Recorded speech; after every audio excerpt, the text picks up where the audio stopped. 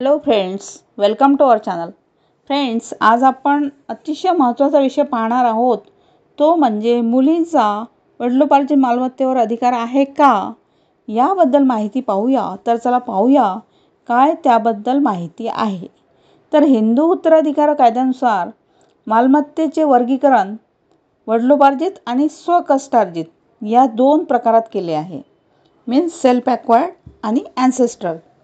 आता वडिलोपार्जित म्हणजे पिढ्यानपिढ्या राहिलेली मालमत्ता, जी प्रॉपर्टी आहे ती पिढ्यानपिढ्या वडिलोपार्जित, जी पंजोबांकडून आपल्याकडे आलेली ती प्रॉपर्टी, ज्यावर मुलगा आणि मुलीचा जन्मसिद्ध अधिकार असतो. पण वडिलांनी स्वतः कमावलेली म्हणजे स्वतःच्या कमाईतून खरेदी केलेल्या मालमत्तेवर मुलगा आणि मुलीचा जन्मसिद्ध अधिकार नसतो. मीन्स सेल्फ ॲक्वायर्ड प्रॉपर्टीवर मुलगा आणि मुलीचा जन्मसिद्ध अधिकार नसतो.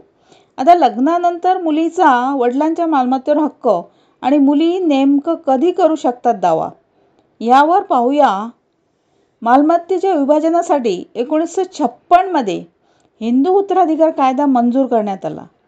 या कायद्याअंतर्गत हिंदू, बौद्ध, जैन आणि शीख यांच्यातील मालमत्तेचे विभाजन, उत्तराधिकार आणि वारसा यासंबंधी कायदे निश्चित करण्यात आले आहेत. तसेच 9 सप्टेंबर 2005 पूर्वी मुलींना लग्नानंतर वडिलांच्या मालमत्तेवर हक्क मिळत नव्हता. पण 2005 हिंदू वारसा हक्क कायद्यात सुधारणा करण्यात आली. त्यानंतर मुलींना त्यांच्या लग्नानंतर देखील वडिलांच्या मालमत्तेवर मुलांएवढा समान वाटणी हिस्सा आहे, तो न दिल्यास मुलीस न्यायालयात दावा करून तो मिळविण्याचा हक्क मिळाला आहे. तर ही होती माहिती. केवळ वडिलोपार्जित मालमत्तेवर अधिकार असतो का त्यांचा मुलींचा, याबद्दल माहिती. थँक्यू.